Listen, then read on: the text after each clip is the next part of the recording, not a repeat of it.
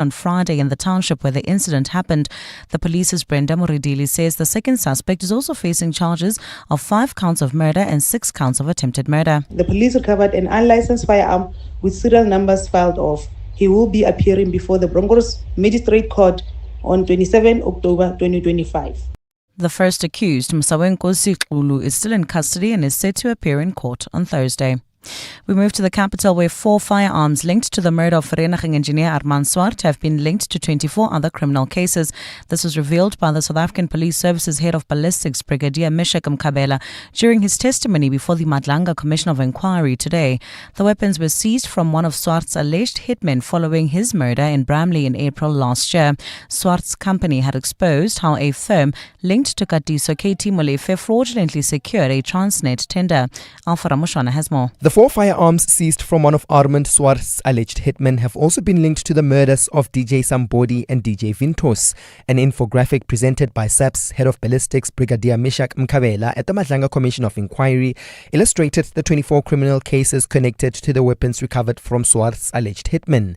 Chief Evidence Leader at the Commission, Advocate Matthew Chaskelson, read out Mkabela's witness statement, which indicates that the firearms may have been linked to additional cases beyond the 24 already identified. We saw, I think, on Annexure M1 that by October it was now 29 cases. In addition to the murders of Armand Swart, DJ Sambodi and DJ Vintos, the firearms have also been linked to carjackings and cash in transit heists.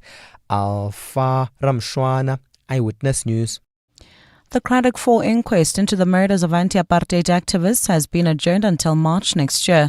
Proceedings in the inquest into the 1985 deaths of the Craddock 4, Matthew Goniwe, Fort Kalata, Stelo Mhlauli and Sparrow Mkhonto, wrapped up on Friday after sitting for 2 weeks in the Eastern Cape High Court in Gqeberha.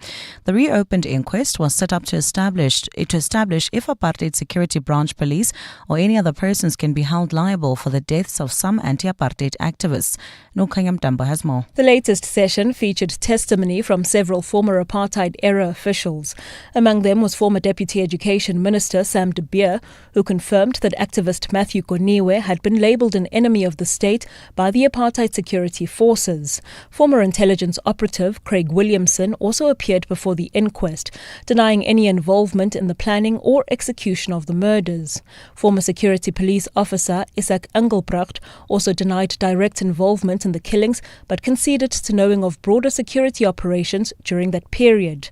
Former Vlakpas commander and notorious apartheid assassin Eugene de Kock is yet to appear before the inquest after being hospitalized due to possible heart failure. Nokukhanya Mtambo, Eyewitness News.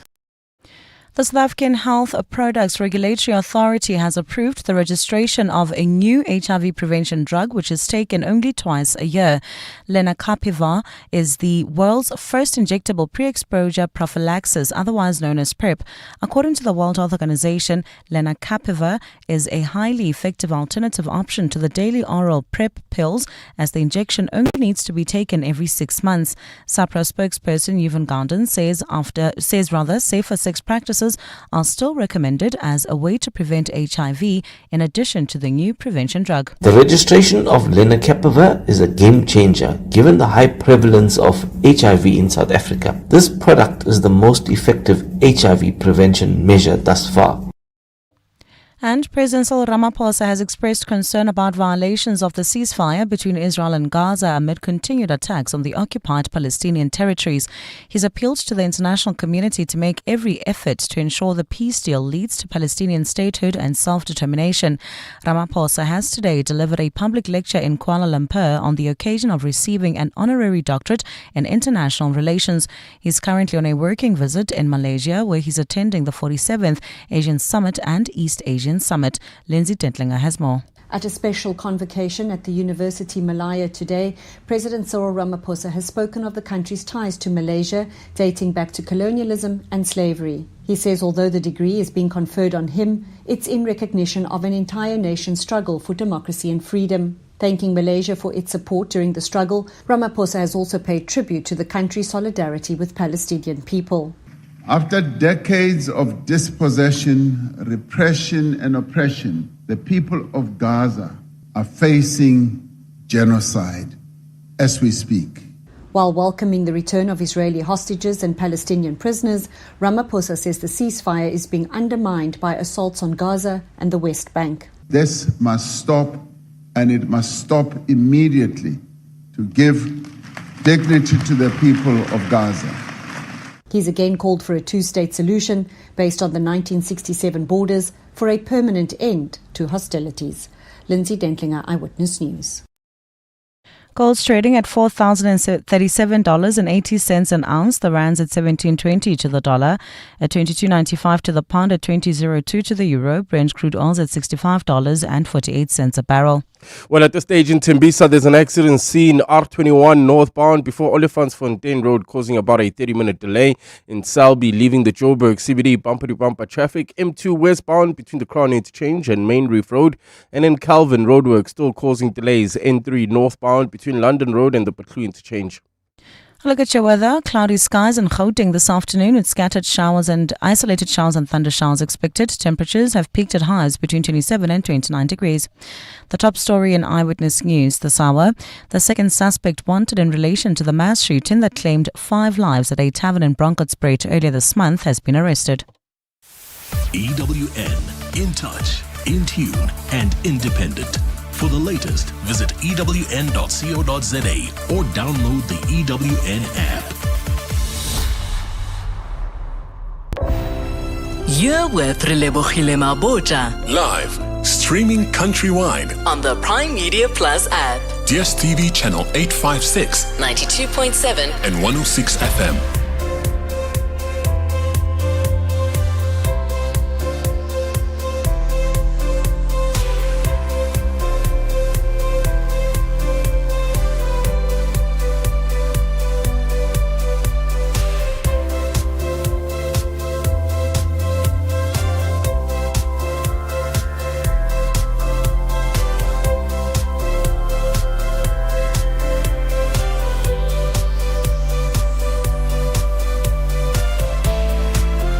Minutes after 1 o'clock, welcome to 7:02 Afternoons with me, Relebogile Mabotja. Happy Monday to all of you on this 27th of October. I hope you had a fantastic weekend and that you continue to stay hydrated and safe, man. The temperatures are really getting quite high.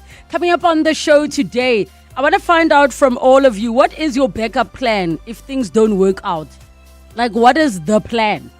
Hey, maybe you are in medicine, you are a doctor, you are a nurse, you are a musician, you are somebody that is studying. What is your backup plan? If you even have one, I'd love to hear from you on that one. Movies and What You Stream. Adelaide Moyeng joins us. She is the founder of Movies and Stuff SA. And as usual, we look forward to all of your movies and series recommendations, all new documentaries as well. Our travel feature, we're joined by Gabby Brondani, who is our travel correspondent, to talk about all things Egypt as the ultimate travel destination. Looking forward to that one because Egypt is more than just the pyramids. Second hour of the show, Parenting and Parents. Let's talk about understanding teachers' classroom frustrations and what it means for parents. And I will share with all of you, but I saw a teacher absolutely getting frustrated, saying that the whole class had failed. But that was not the thing that stood out because this person was so frustrated. The thing that stood out were the number of teachers in the comments saying teaching is so hard.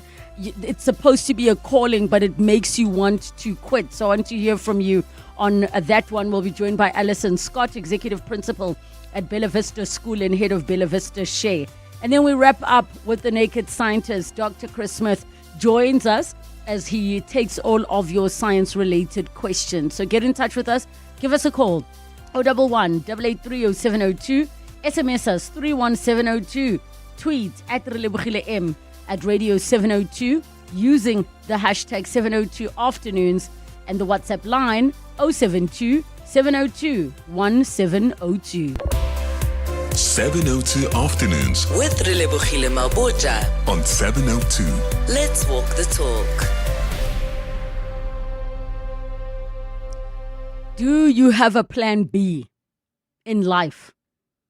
I recall a time where it was what many people would speak about, but specifically for certain career choices like the arts, where people would say you need to have a backup plan. So if you're someone who's like, I want to be a magician, it's like, have a backup plan. You want to be a musician, have a backup plan. You want to be an actress, have a backup plan. But times have changed. Those aren't the only careers where one needs to think about a backup plan. And a backup plan doesn't necessarily mean changing careers. But if your things don't work out, whatever that looks like, let's say it's starting your own business in Cape Town. If things don't work out, particularly in regards to the trajectory you're on now in your life, what is your backup plan if you even have one? Last week, I was emceeing an event and it was very, very corporate. And I just remember observing, and the way they were speaking, I was like, I'm trying to wonder if I would survive, like in corporate, going into the same building, 8:30 to 5-6 p.m., then get the KPI. I don't know if I have the personality type.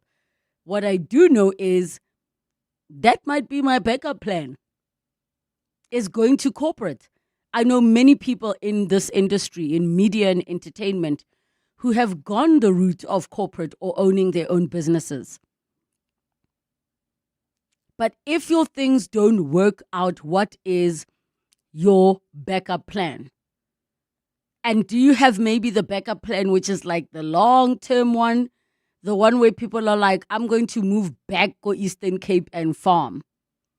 Or do you have that short-term one to be like, if I get retrenched, I'm going to do the call center thing. I'm going to do blue-collar work. I'm going to become a promotions person or a bottles girl, as they call them. Like, do you have those things in mind?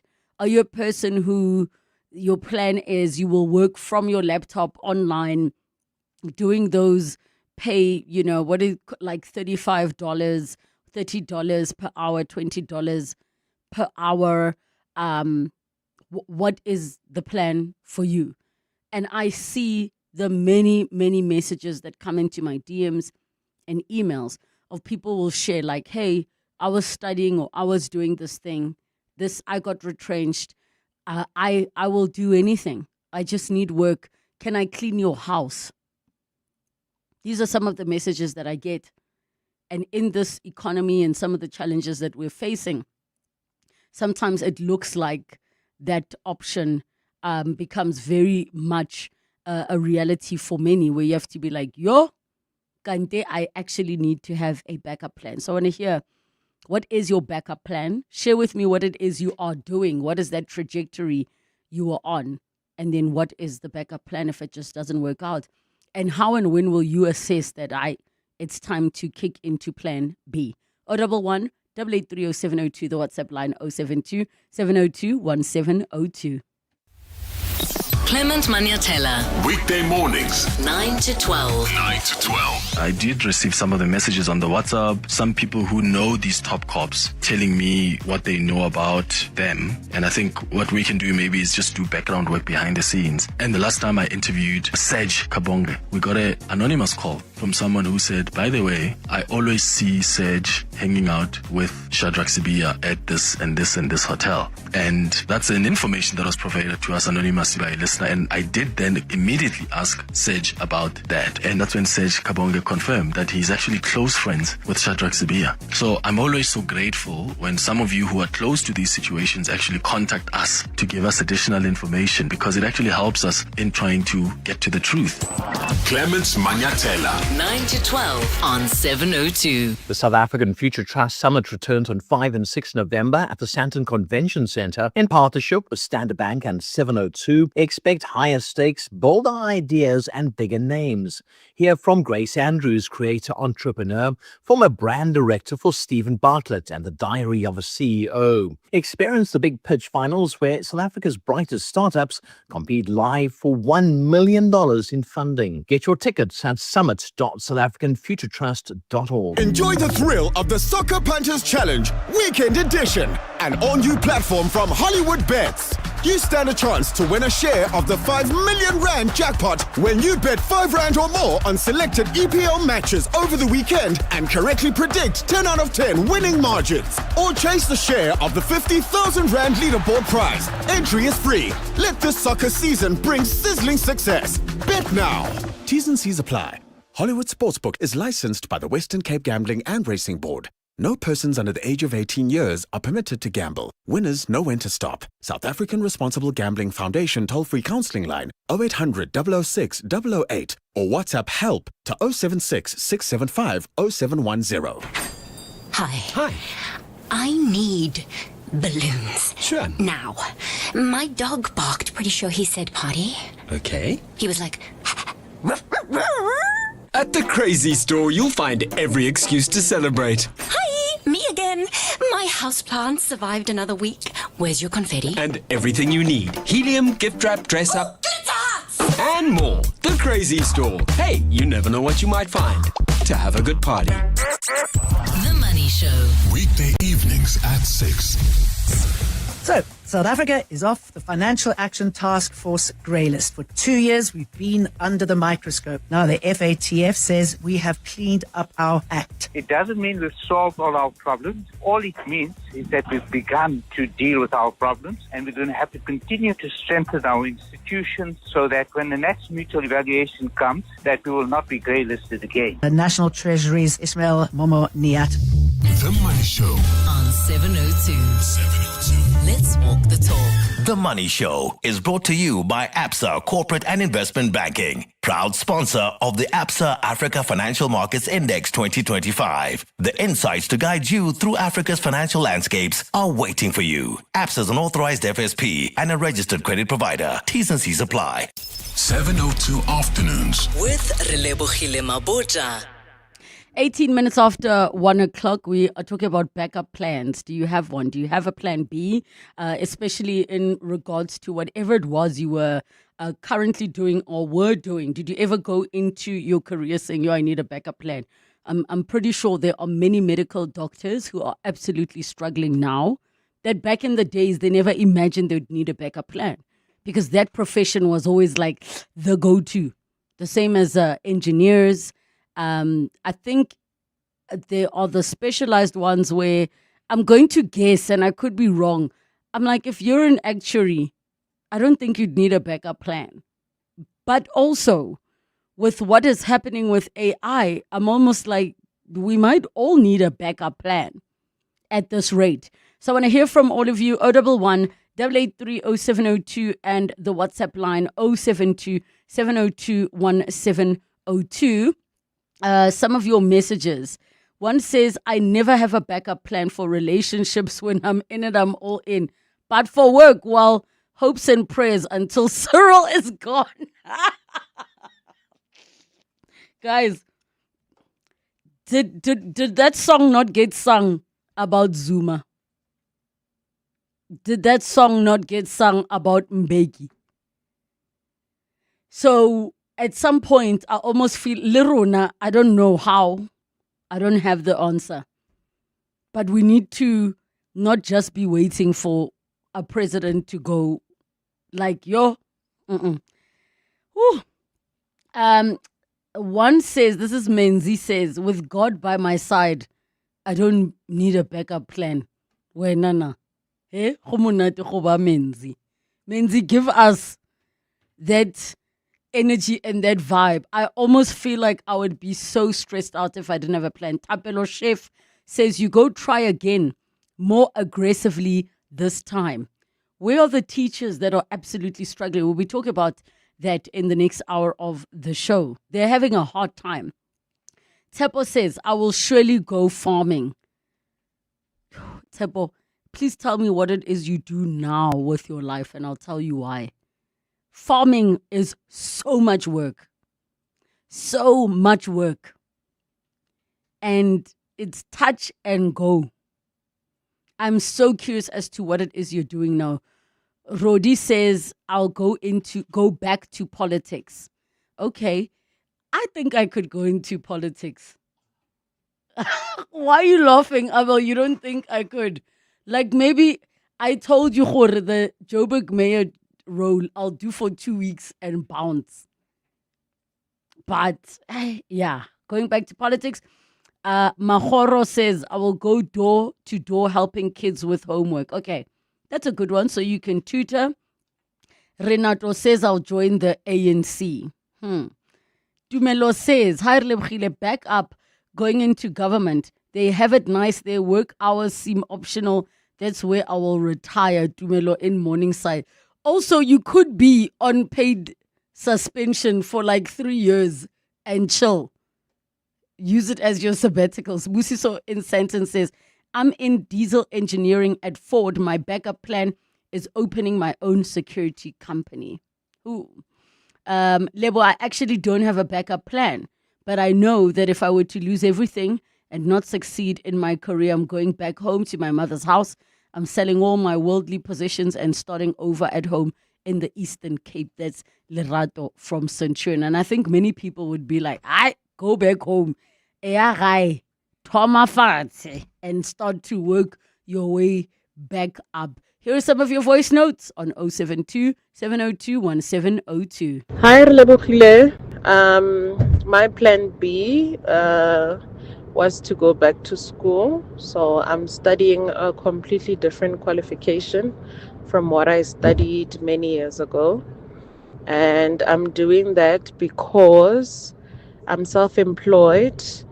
But yeah, I'm just getting a backup plan in place, just in case business doesn't work out in the future. Mostly because the cost of living is becoming high as well. So I just want to have a backup plan in place. Good afternoon, really. My backup plan, background, by profession, I'm a CA. And what I'm doing currently, I do M&A and private equity. So my backup plan really is to, if things go bad, I'll go to auditing, which no CA wants to do. But then, strangely enough, there is always jobs available for, like, if you want to be an auditor, or like if you want FM role, financial accounting, financial manager roles, there's always roles available. So with that, I think as a CA, I think I'm privileged in terms of that there'll always be an auditing role available. Like, that's how it is. This is Google from Rosebank. My backup plan is to commit suicide or go and do crime. Commit suicide or do crime.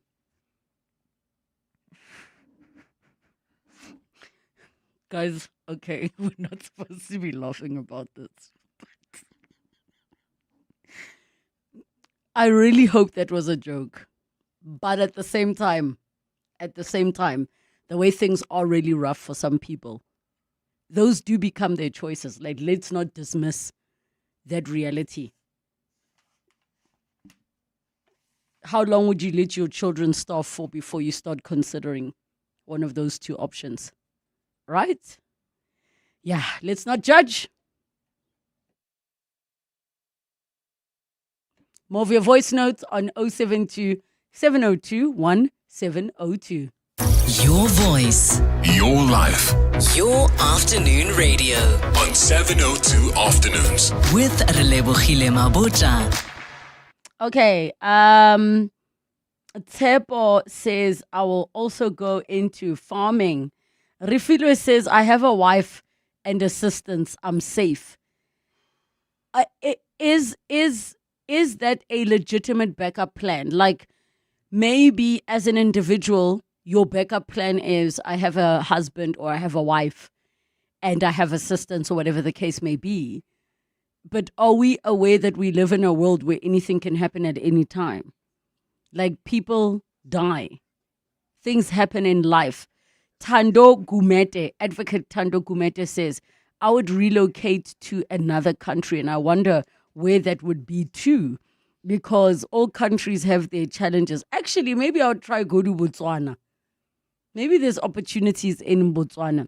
Hi, I'd like to flip properties as a backup plan. Quite costly and not really easily liquidable. But the scouting and the repairs on the property will keep me busy and sane.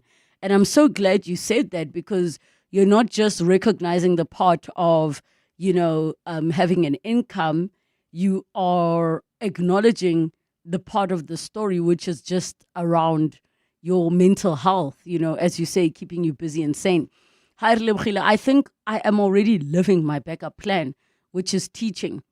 But now I have a small car towing business, which is my new backup plan.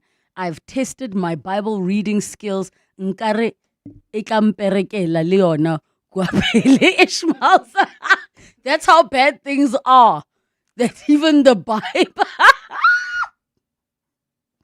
Yo, guys, it's so sad that it is funny. One says my backup is currently betting since 2023 because there are no jobs. Where are you getting the money to bet? Where you, like people who aren't working, where do you get the money to gamble? And how often do you win? How often does it happen? I'm so curious. Can somebody please let me know? Musima says farming. Duki says nothing is working out. I feel frustrated for now. Zero confidence at this point.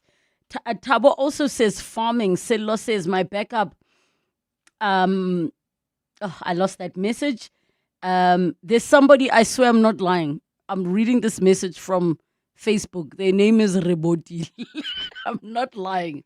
Relebogile on the 702 page says that their backup plan is Betway and going home. Guys, how is gambling your bet? Can somebody help me understand? How is gambling your backup plan? Because it ends in tears. Lynette says her backup plan is Julius Malema. Like to be a second wife, or maybe help me understand.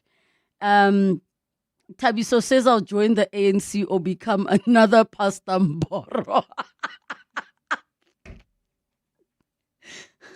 Isaac says, I never have a backup plan for relationships. Okay, another one. Russ says, pray and hope for a miracle. McDonald says, prostitution. Okay. Look, guys, it's the oldest profession in the world. Medicine says, I'll just go look for work again. On the WhatsApp line, Relebogile, I will sell my kidney at the black market as a backup plan. That's Boo from Soshas. Karabo, what's your backup plan if things don't work out? That's what we do. I was actually thinking about it. I think somebody said do crime or commit suicide. Eh? I know. Okay, suicide is a no-go. The fake pastor, I think I could do that, I'll go to different towns every Let me year. hear. Start, because you need to have some level of truth. You can't, I think I'd make a really good pastor. Tito, I said George Koch. Because I would just be like, Karabo. Yeah. I prayed for you last night. Fire! No, you're coming too soon. Jesus said to me, there is a spirit lurking. You see in your life where things are not working out, I will pray for you. Amen. Because it's very generic. You say generic things and you're like, yes, things are not working out. And then I say, all you need to do next week, the money you have, put it in God's hands. By God, I mean me. Yeah. You will see things turn around. I'm getting nice tips, yeah. Chad says only fans. Oh my gosh. Guys, a voice note on 0727021702. Relebogile, do you know how many people's backup plan, whether you employed, not employed, is playing the lottery daily and hoping and praying that 3 raids is going to bring you 500,000? Relebogile is Mutuzia. I think I'll be a therapist. I've been following a whole lot of your conversations on different platforms, from your podcast, at Prime Media and otherwise that you do in your spare time. There's a lot going on in people's lives, and I think being a therapist just to get them over the line, to assist would be something that I would consider. Be well. Mama Relebogile, mama nna ke tsebe ka go tse maka 9 weeks sa putšisha gore batho ba afforda jwang iya kwa Virgin Active tre kwa gym kwa Midrand o shebe gore ne o tla bo ausi ba driver the expensive car boutique cross o butcher installments one ke boka a month mara motho ka ma 11-10 o gymming le gone be ya le ko gymming o ka fitlana mole o lebele ko parking lot o re jwa and ba dula ana surrounding bo towe next to Mall of Africa o go putisa gore ne ba berekane where they get the money. Time for your latest Eyewitness News headlines. All the ladies who are gymming, you've got your Touareg and your nice car, and it's 11 o'clock. You need to, when we come back, tell us where you get the money. Good afternoon. Thanks, Relebogile. Good afternoon. The second suspect wanted in relation to the mass shooting that claimed 5 lives at a tavern in Bronkhortspruit earlier this month has been arrested. 6 others sustained injuries after 2 armed men opened fire at a local tavern in Zitobeni Township. One of the suspects was arrested days after police traced him back to the township, and he's facing charges including 5 counts of murder and 6 counts of attempted murder. The second suspect was arrested by police during a tracing operation on Friday in the township where the incident happened. Metal Workers Union NUMSA says wage talks in the auto sector have reached a deadlock with threats of a strike if the matter remains unresolved. The union and the industry failed to reach an agreement this past weekend, of which at the centre of the deadlock is the percentage increase that employers must offer to settle this round of negotiations for a period of 3 years. Their proposal of 6.5% for the first year and 5% for the following 2 years has been rejected by NUMSA. And chair of the Nelson Mandela Foundation and former International Relations Minister Naledi Pandor says South Africa will continue to advocate for justice for the Palestinian people as diplomats intensify calls for a long-lasting solution to the war in the Middle East.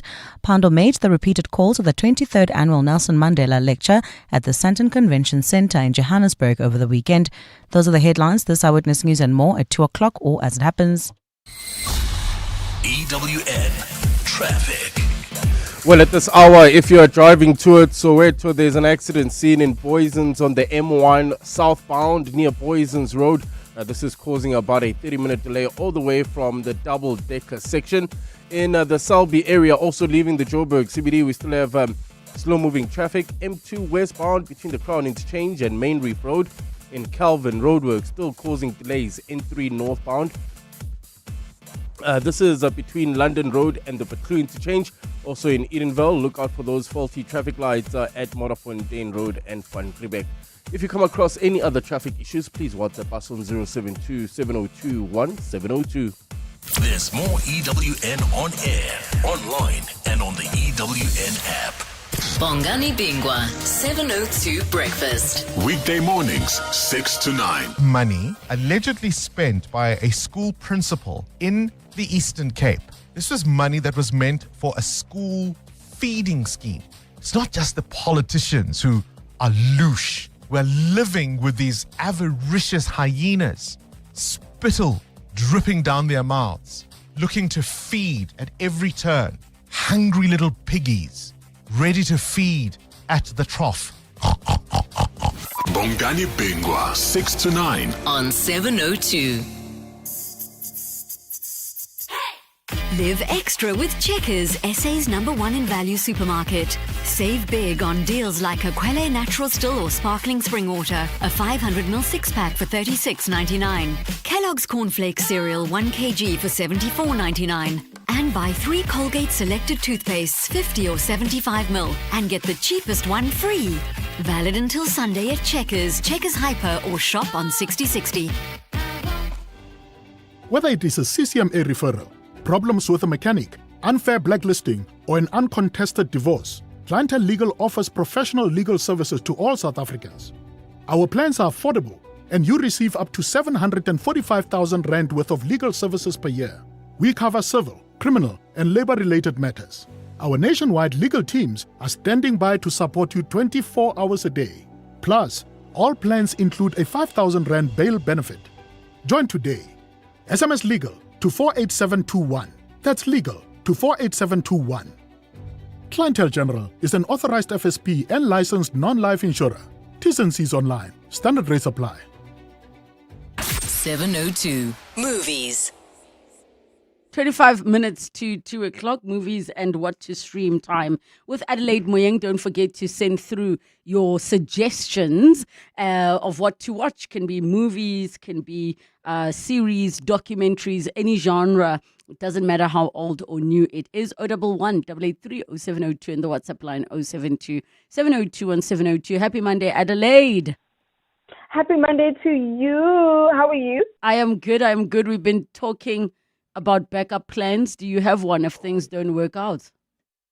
A backup plan if things don't work out? No, I do not. This adulting thing has made me realize that any plan you have, you must have at least 5, 6 others, because sometimes things just don't go the way you I figured out my backup plan.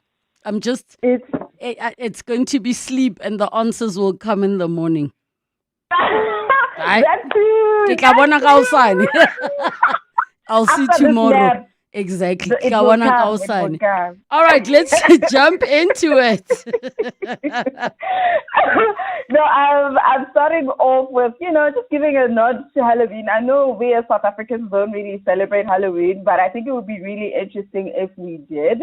But with that being said, the newest prequel series is actually dropping this week on Showmax on the 31st of October, and it's called It, Welcome to Dairy. So this is essentially, obviously, from the creators of the It franchise. They've done so well in terms of films with the horror series of films, and so now obviously they're venturing into TV land and creating a show. So essentially, It's Welcome to Dairy is essentially how we get introduced to the makings of the monster that we know as It. So for those of you who have never really watched the It franchise, it's this clown and he terrorizes children, but in him terrorizing the children, he also somehow kidnaps them and they also disappear. So obviously in the films, that's the main theme. But in this series, it actually shows us the beginning of when this entire mysterious situation happened, because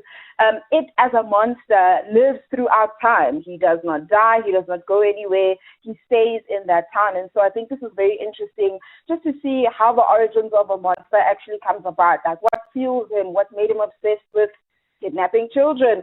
And so obviously we will be seeing some really great performances. The cast as well is also stacked. Obviously one of the Scar's brother comes back. Bill is also there as well. Essentially both of the brothers are there. The monster who plays It, as well as the youngest brother who's also debuting as well. So I think that will be very interesting to see. But there needs to be a pipeline or a study done about the Skarsgård brothers, because their performances in films, especially very psychological, thriller, scare, horror movies, I don't know, there's something in that family that, their talent is just so great, and that all the brothers are so unique in all of the different projects that they do, and all of their talents just shine through to the point where you even forget that you guys come from a lineage of great actors. So, that's nepotism done right. But anyway, it's dropping on the 31st, like I said, and so far it's gotten great reviews. They said that it's actually one of the best horror series that has dropped this year. Obviously the year's not over yet, so we'll see. But yes, it's dropping this week on the 31st on Showmax. Okay, then we have, how do I say this word? How do I pronounce it, Adelaide? Yes, definitely. The family. Is it called Murdo?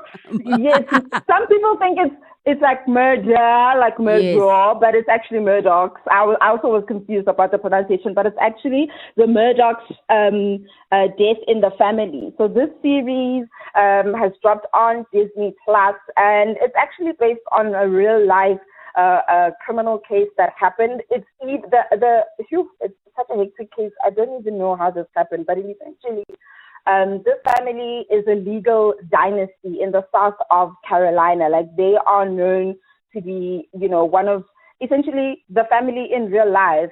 They've been doing work in Carolina for 3 generations now. They've got a law firm, and it's been going on for 3 generations. Everything is great. They're a prominent family, really good upbringing, stand up citizens in their community. Everything is great until one of their sons get into a boat accident, and in that boat accident, unfortunately, a couple of people passed away. But there's a reporter that looks into the story, and as she's looking into the story, she finds out that this family has actually been hiding a lot of murders, embezzlement, and other crimes that I cannot even mention. But this is actually things that happen in real life. So obviously, this Murdoch's Death in the Family drama series is basically taking us through what the reporter actually found as evidence. And so far, such great reception as well in terms of reviews and the cast as well. There's Jason Clark. There's a bunch of people as well that are, honestly, this is such a stacked cast, like I said. There's Gerald McRaney, there's Patricia Arquette. So there's like a lot of really good performances that will come through from this. And like I said, because it's happening in real time, like the trial only ended in October, like this month of October. So everything that you're seeing is also now being depicted in the mini drama series. I just think it's amazing. I saw the trailer, I was really blown away, and I just love when a drama series can also encapsulate, what the characters themselves are also going through in real life. And I think with this cast, it's going to do such a great job of giving us everything that happened up until today. So definitely something you should look out for if you want a really nice real life depiction. Okay, that is going to be coming through on Disney. Moving on to Netflix's Bad Influencer. Yeah, so I'm actually hopping on what Phil mentioned. I think he mentioned a show that was called Slay Queens that's also dropping this week. Funny enough, it's very coincidental that these projects are dropping this week. We'll see who does better. But I thought, let me also just add to what he told us about the Slay Queen documentary and also tell you guys about the show that's called Bad Influencers dropping on Netflix on Friday. Essentially, this drama crime basically follows a single mother who is really down and out. Her son has autism, and she's trying to get her son into a school that will help her son adjust a bit better. But obviously, you guys schools that are meant for children that need extra care needs are very, very expensive. It's not just something that anybody can afford.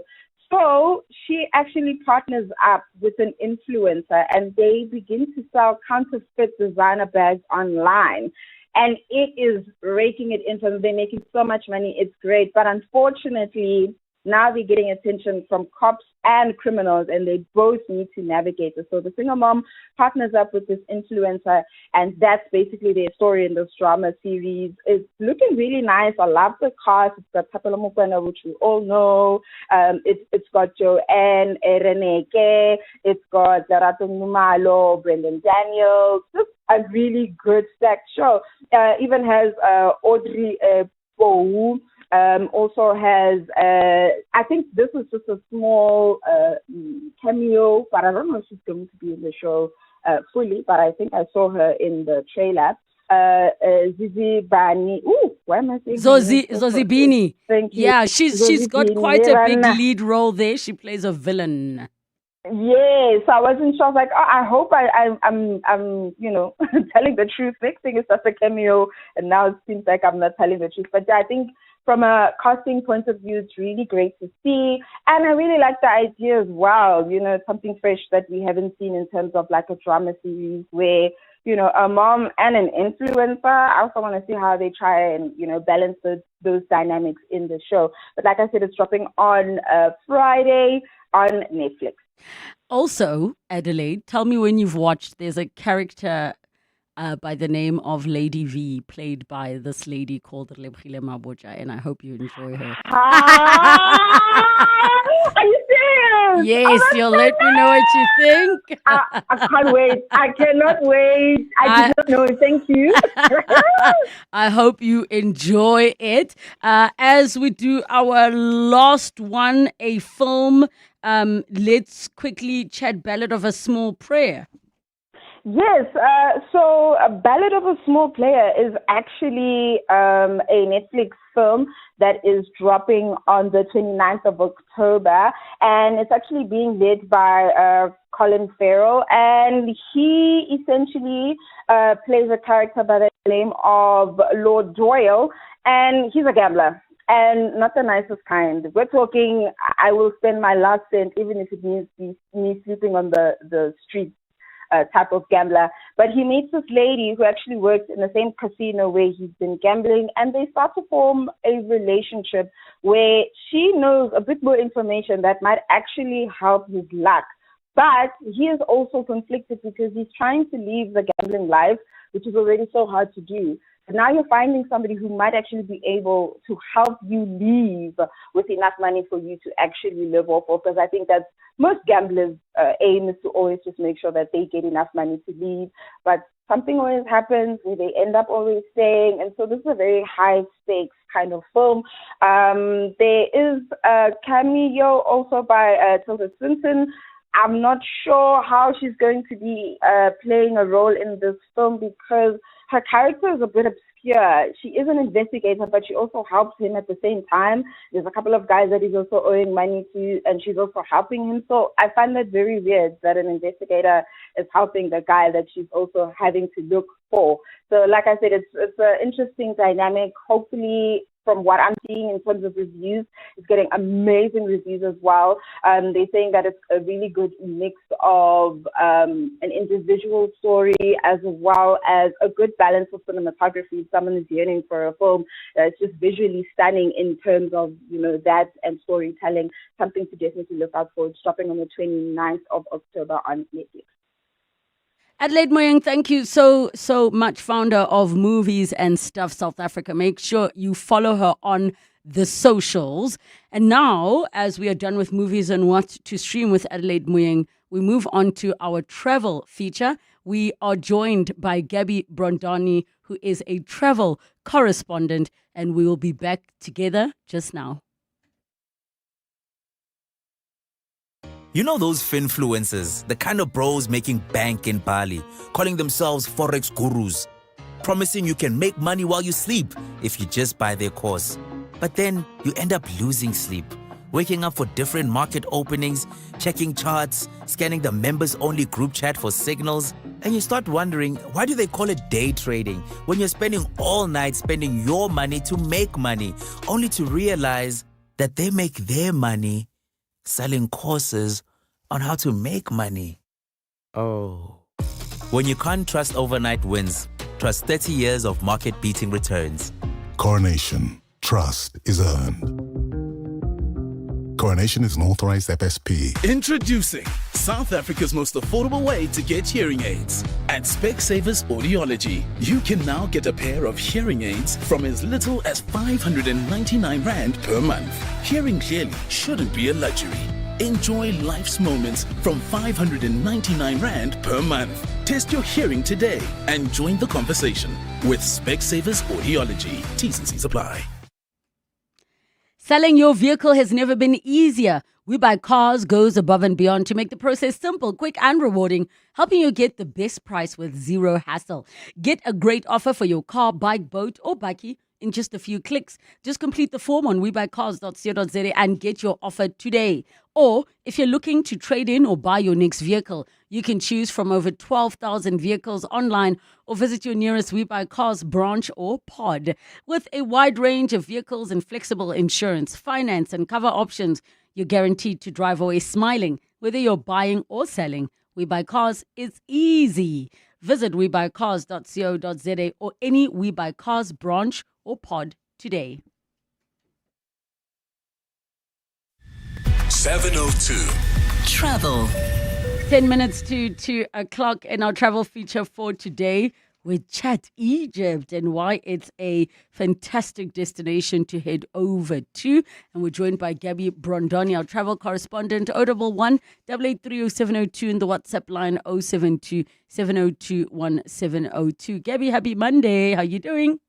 Hello, great. Thanks, and you? I'm doing well. Let us chat Egypt, because I think many people just think of Egypt as like pyramids, and there's more to it.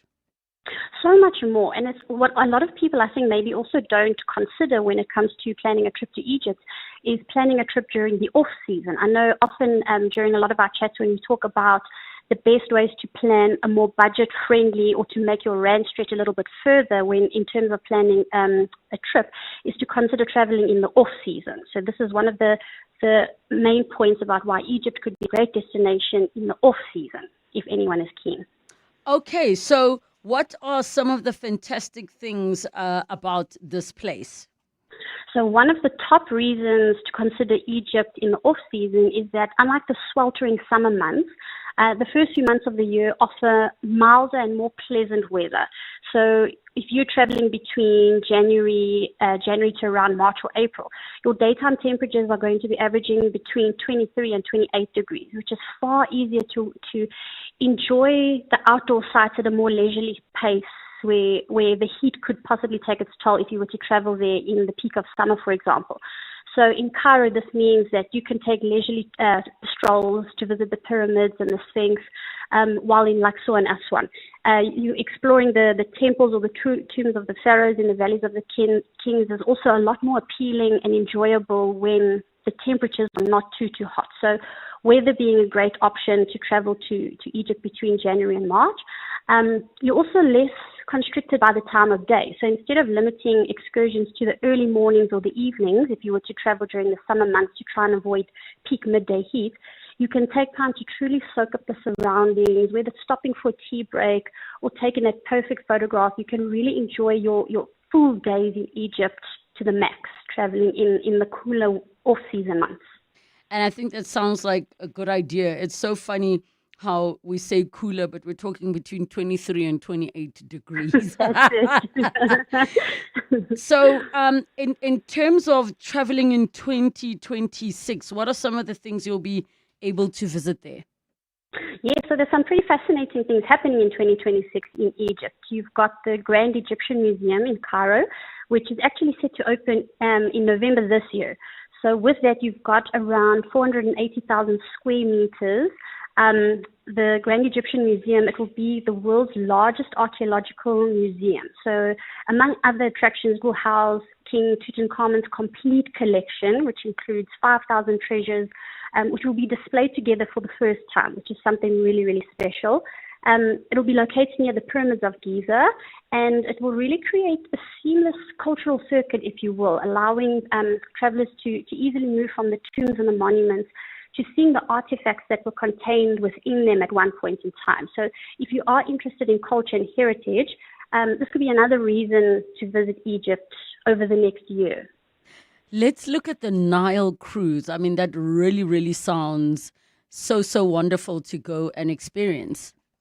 Oh, yeah. So this is probably one of the best and most popular ways to see Egypt is through a Nile cruise. And it's also, of course, one of the country's most extraordinary ancient sites to explore, such as the Valley of the Kings in Luxor, which sits along the banks. A Nile River cruise, it also gives you the chance to see the region's natural beauty, whether it's the palm groves, the sweeping desert landscapes, or even the magical river sunsets, which is something so magical. So if you plan a trip to Egypt during the off-season, the cooler weather also makes a Nile cruise more pleasant. You'll also encounter fewer other vessels on the river. If you're unsure where to start in terms of river cruises and which companies to work with, I do know Inside Vacations have a really wonderful Nile cruise as part of their Egypt tours, which is something to consider if you're looking for a pre-planned trip with a credible tour operator. With those trips, you'll also be accompanied by a professional Egyptologist, which is a big bonus, who basically brings the country's history and mythology to life while you relax in the modern comfort of an elegantly designed cruise vessel, which is, yes, a very special way to experience Egypt from a very different perspective. Okay, now let's address that elephant around safety. We've seen some stories just around experiences in Egypt. So what can you share with us to allay our fears? So, of course, whenever you travel anywhere around the world, it's, of course, paramount to just be aware of your surroundings. Do your research beforehand about the various areas you are planning to travel to, wherever you're going in the world. From an Egypt perspective, the country is generally safe for tourists, especially in the popular areas such as Cairo, Luxor, and Aswan, where dedicated tourism police often have a bit of a more visible presence when there are fewer crowds as well in the off-season. So in recent years, Egypt, they've also increased security at airports and hotels. And this is also where, from a safety perspective, if you are looking for a little bit of an additional safety perspective and exploring the country, this is also another bonus of your guided tours, where you've got an expert within the country who sort of knows the ins and outs, that don't wander around these areas after dark. This is maybe the better time to travel and explore these regions. So yes, another big benefit of guided tours and working and traveling with experts in Egypt and other destinations generally around the world. Okay, now be honest, Gabs. Being a mom yourself, do you think Egypt is an easily child-friendly destination when it comes to traveling with kids? Because those artifacts, I'm like, yo! So I'll be honest here. I think it's definitely a destination I would travel to with the little one. Maybe when he's a little bit older and can appreciate the kind of historic monuments and things like that when he is a bit older. It's very convenient to get to. I think it's about 8.5 hours direct flight from Joburg to Cairo. With that said, I personally would definitely look at, especially when traveling with a little one or as part of a family, a pre-planned tour, just to sort of make the journey a little bit more seamless, especially because you won't necessarily know where to go, especially with a little one. Other popular spots around Egypt, which could also be great for families and people with kids. I know Sharm el-Sheikh is one of the most popular beach areas in Egypt. It's known for its stunning beaches, crystal clear waters. It's great for enjoying a summer holiday. It's very, very popular for diving and snorkeling because you've got the Red Sea there, which is, of course, famous for its rich marine life and coral reefs. So, yes, this is a very popular destination for families who are looking for a more beachy, sea type of a holiday to enjoy. So I'm seeing 2 WhatsApp messages. One says, I also got harassed in the markets when I was there in Egypt. And another one says, tips on Egypt. The Grand Egyptian Museum opened last year already. Use Uber to avoid getting ripped off by taxi drivers. So I think it just means being super, super vigilant because tourists, anywhere you go, you will have people trying to scam you and get you to part with your money. Gabby Brandani, thank you so much. See you next time. In the last 24 hours, this is what's happened in your world. The work of Francesca Albanese has made her an enemy of those who advocate for Israel's right to wage a war on Gaza. The Italian human rights lawyer is facing a defamation suit from the Christian Friends of Israeli Communities and Christians for Israel USA, whose attorneys applied through the Justice Department to serve her with legal papers for a defamation suit they have launched against her in the United States. But Justice Minister Mameloko Kubai yesterday hastily sought to defuse a potential diplomatic debacle, saying she did not approve an application to serve Albanese and retracted the permission granted by a Justice Ministry official. EWN, in touch, in tune, and independent.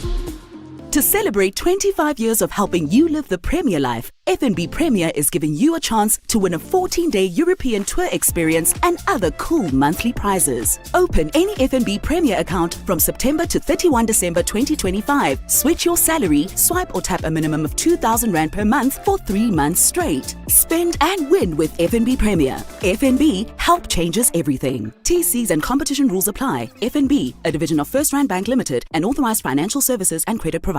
The Johannesburg Philharmonic Orchestra celebrates its 25th anniversary with its Spring Symphony season, opening with the annual joint performance by the Johannesburg and KZN Philharmonic Orchestras. The season runs from 30 October until 20 November, every Thursday at 7:30 p.m. at the Linda Auditorium. Tickets available on Quicket. In the next hour of the show, Parenting and Parents feature, we're talking about teachers' classroom frustrations, and I hope to hear from all of you and what it actually means for parents. And then the Naked Scientists, we're joined by Dr. Chris Smith for all of your science-related questions. It's 2 o'clock. This is EWN. Good afternoon, I'm Maki Mulapo. We begin in the capital, where 4 firearms linked to the murder of Vereniging engineer Armand Swart have been linked to 24 other criminal cases. This was revealed by the South African Police Service's head of ballistics, Brigadier Meshach Mkhabela, during his testimony before the Madlanga Commission of Inquiry today. The weapons were seized from one of Swart's alleged hitmen following his murder in Bramley in April last year. Swart's company had exposed how a firm linked to Katiso KT Molefe fraudulently secured a Transnet tender. Alpha Ramoshana has more. The 4 firearms seized from one of Armand Swart's alleged hitmen have also been linked to the murders of DJ Sambodi and DJ Vintos. An infographic presented by SAP's head of ballistics, Brigadier Meshach Mkhabela, at the Madlanga Commission of Inquiry illustrated the 24 criminal cases connected to the weapons recovered from Swart's alleged hitmen. Chief Evidence Leader at the Commission, Advocate Matthew Chaskelson, read out Mkhabela's witness statement, which indicates that the firearms may have been linked to additional cases beyond the 24 already identified. We saw, I think, on Annexure M1 that by October it was now 29 cases. In addition to the murders of Armand Swart, DJ Sambodi and DJ Vintos, the firearms have also been linked to carjackings and cash and transit heists. Alpha Ramshwana, Eyewitness News. The second suspect wanted in relation to the mass shooting that claimed 5 lives at a tavern in Bronkhortspruit earlier this month has been arrested. 6 others sustained injuries after 2 armed men opened fire at a local tavern in Zitobeni Township. One of the suspects was arrested days after police traced him back to the township and is facing charges including 5 counts of murder and 6 counts of attempted murder. The second suspect was arrested by police during a tracing operation on Friday in the township where the incident happened. The police's Brenda Moridili says the second suspect is also facing charges of 5 counts of murder and 6 counts of attempted murder. The police recovered an unlicensed firearm with serial numbers filed off. He will be appearing before the Bronkhorst Magistrate Court on 27 October 2025. The first accused, Musawenkosi Xulu, is still in custody and is set to appear in court on Thursday. Parliament's Basic Education Committee says bullying in schools can't be ignored and continues to undermine the dignity and mental health of school learners. Chairperson of the committee, Joy Maimela, says they remain concerned at the rise in reports of bullying in schools following last week's incident at Cape Town's Milnerton High School. 6 pupils accused of bullying were charged with assault with the intent to do grievous bodily harm after a video of them assaulting a fellow learner went viral on social media. They appeared in court last week and were released on 2,000 Rand bail. Maimela was addressing the issue at a Parliament Social Cluster briefing on where she spoke on exam readiness and bullying. While we take pride in our examination readiness, we cannot ignore a challenge that continues to undermine the safety, dignity and mental health of too many learners, which is bullying. She says they've now directed the Basic Education Department to assist all schools to ensure that they have anti-bullying policies in place. What we have noted, though, is that majority of our schools do not have a comprehensive anti-bullying policy. What they do have is code of conduct, which just touches the issue of of bullying. Metal Workers Union NUMSA says the wage talks in the auto sector have reached a deadlock with threats of a strike if the matter remains unresolved. The union and the industry failed to reach an agreement this past weekend. At the centre of the deadlock is the percentage increase that employers must offer to settle this round of negotiations for a period of 3 years. Their proposal of 6.5% for the first year and 5% for the following 2 years has been rejected by NUMSA. South Africa's automotive industry employs more than 100,000 people in the country. NUMSA spokesperson Phakamile Hlubi Majola says if the auto industry negotiates in bad faith, it could lead to instability. The union might have no choice but to go on strike as a last resort, considering the gravity of such action and its negative effects on the industry both in the short and long term. The union leadership was very clear yesterday that a meeting of CEOs and NUMSA's national leadership must be arranged urgently, no later than Tuesday. Such a meeting should do everything possible with parties willing to move from their positions to break the current deadlock in the industry. Chair of the Nelson Mandela Foundation and former International Relations Minister Naledi Pandor says South Africa will continue to advocate for justice for the Palestinian people as diplomats intensify calls for a long-lasting solution to the war in the Middle East. Pandor made the repeated calls at the 23rd Annual Nelson Mandela Lecture at the Sandton Convention Centre in Johannesburg over the weekend. During her address, Pandor reflected on leadership and global cooperation. Pandor says the failure to stop Israel's attacks on the Gaza Strip has exposed the shortcomings of international legal systems. The genocide we've seen since October 2023 is worse than any other conflict that we've seen in recent years. And we felt that government and the people of South Africa could not be silent in the face of such an onslaught. United Nations Special Rapporteur Francesca Albanese joined Pandor on stage, doubling down on the message. The occupation must end. So what is to be done is to ensure that Israel withdraws its troops and then offer reparations to the Palestinians for 57 years of occupation. And in Central Africa, Cameroon's Constitutional Council has declared 92-year-old President Paul Biya the winner of the heavily disputed elections. He got 53.7% of the vote compared to the 35.2% of his main challenger, Issa Chiroma Bakary. Biya, who is the world's oldest head of state, will now serve an 8th consecutive term, and he first came into power in 1982. Chiroma Bakary had earlier claimed victory, saying the Constitutional Council will announce a tainted result. At least 4 people were killed yesterday in clashes with the security forces in the commercial hub of Douala, raising fears of unrest today. Opposition supporters have defied a ban on protests, saying the ruling party wants to steal victory from them. Gold's trading at $4,034.78 an ounce. The rand at 17.20 to the dollar, at 22.96 to the pound, at 20.04 to the euro. Brent crude oils at $65.62 a barrel. Boysons accident scene on the M1 southbound near Boysons Road, causing about a 20-minute delay all the way from the double-decker section in Selby, leaving the Joburg CBD. Also bumper traffic M2 westbound between the Crown Interchange and Main Reef Road, and in Calvin we still have those roadworks slowing down traffic. N3 northbound between London Road and the Butlu Interchange. A look at your weather. It's a cloudy afternoon in Gauteng today with scattered isolated showers and thunder showers expected. Temperatures have peaked at highs between 27 and 29 degrees. The top story in Eyewitness News this hour: 4 firearms linked to the murder of Vereniging engineer Armand Swart have been linked to 24 other criminal cases. EWN, in touch, in tune and independent. For the latest, visit ewn.co.za or download the EWN app.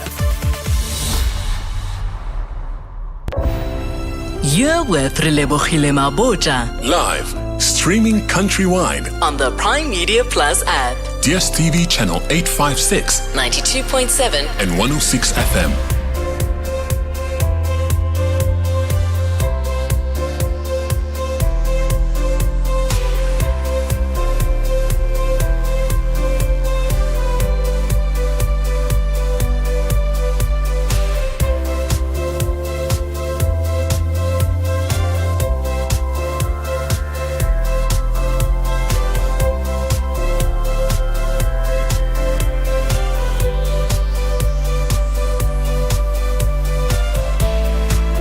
Minutes after 2 o'clock, the second and final hour of 7:02 afternoons. With me, Relebogile Mabotja, we're going to be jumping into our parenting and parents feature, and we're going to talk about teachers' frustrations in the classrooms and what exactly that means for parents and caregivers. Teachers, I plead with all of you, and feel free to be anonymous to participate in this conversation.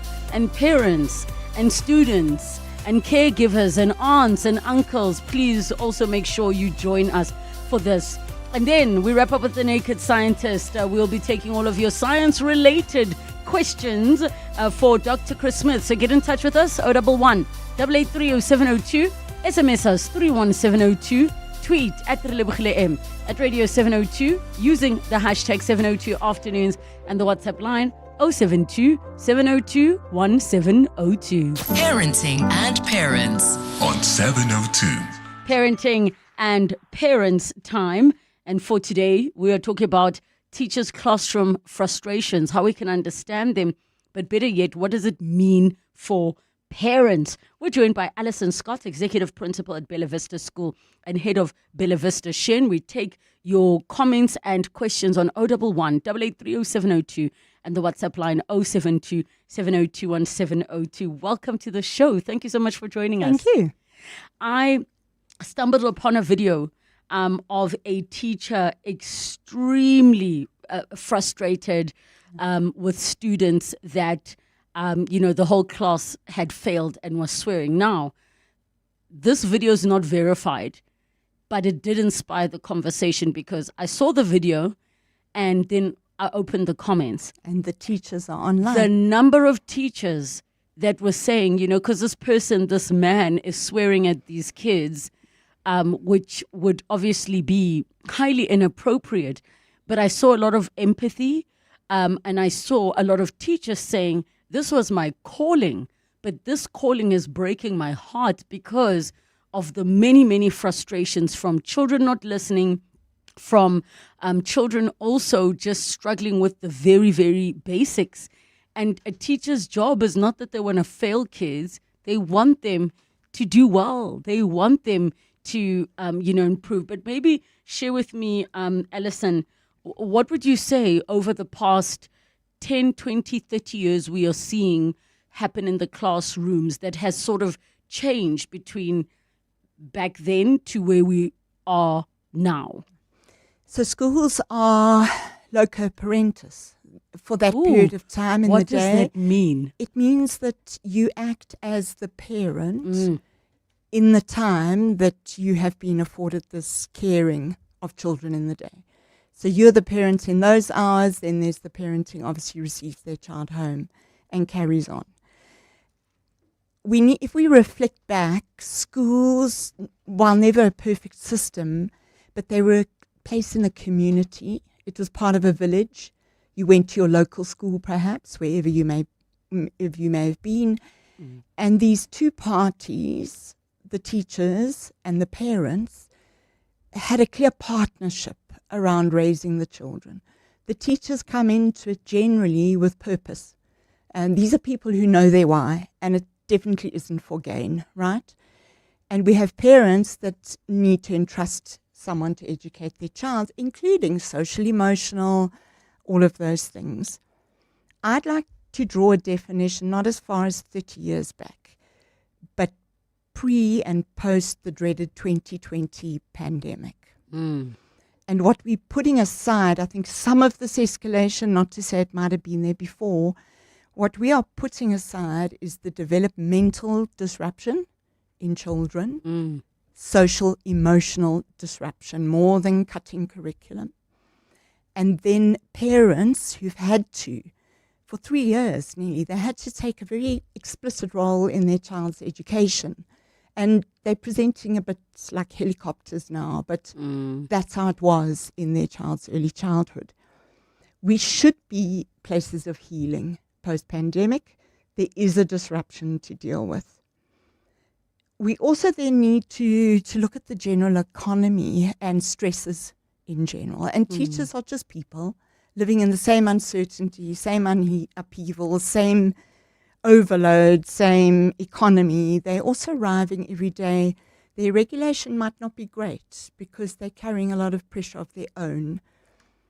The thing about teachers and children is you co-regulate. So if the teacher's up, the kids are up. If the kids are up, as in dysregulated, the teachers become dysregulated. Can I pause for a moment because I want us to also have an appreciation for what it takes in terms of the work that sits on a teacher's plate. So there is a perception of like, well, they started 8 in the morning and they finished at 1 and go home. There's this idea of like, well, on school holidays, they're also chilling. We only get 3 weeks or 2 weeks leave. So maybe give us a broader understanding, because I think some people haven't delved into the amount of prep that goes into it, the curriculum. They themselves need to keep upping their own games as textbooks get updated, prepping classes. Can you share that with us so that we really understand and start this conversation fairly with a base understanding of how much teachers actually do? So always and forever they're presenting a curriculum, they're mediating for understanding, they're assessing children's scholastic and academic progress, they're dealing with some friendship issues. It's always been an after-hours profession, forever and a day. If you're a good teacher, it's after hours. What is happening now in the last 10 years, smartphone introduction, is teachers are 24/7, always on. So whether they're developing prep, marking books, filling in reports, they are also constantly available to students, to parents, to colleagues in the system. They're also needing to draw on a whole lot of other professional skills which have emotional and physical burden. So they're under pressure like that teacher to deliver a result. Education's in crisis, we need to get children through, we need to deliver a pass rate. And some of them have multiple roles. So I would remember that the geography teacher also, was coaching athletics or whatever the case may be. Yeah. And with that extramural program, I think it's underestimated how much teachers are doing. Teachers could be working 7 days a week for the full term. It's not time off when they have it. But what they're dealing with now is they need to be the social worker. They need to be the counselor for the child. They need to be the guidance and counselor for parents at some point. They need an excellent understanding of safeguarding, what to look for, how to manage it. They need to mediate conflict when perhaps it could just be a discussion between home and school. They need to know how to manage aggression, how to calm the aggressive child that's turning up in some of our classrooms. They need to be right au fait with the laws that govern and bind their conduct. And they're not litigatory people, but it's increasingly accusations against teachers not handling something. And I want to be clear and put aside teachers who are abusive. And yes, right, I'm talking general mainstream. Can we also add this? So they also need to be semi-doctors to, if Absolutely. a parent is asking where you want to say, please send your child to so-and-so to go and check, they present with possibly concentration issues or learning disabilities. They have to be the ones, like you said, if there's issues at homes, they need to make the call of should we call a social worker or not?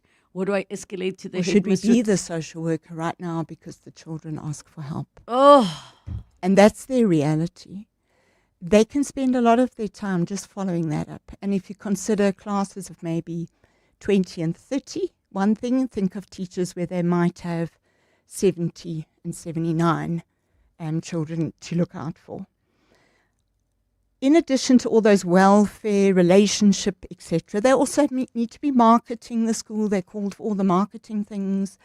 They need a certain number of professional development hours, which has to be in the same time. We've just trained teachers from Department of Education in Mpumalanga.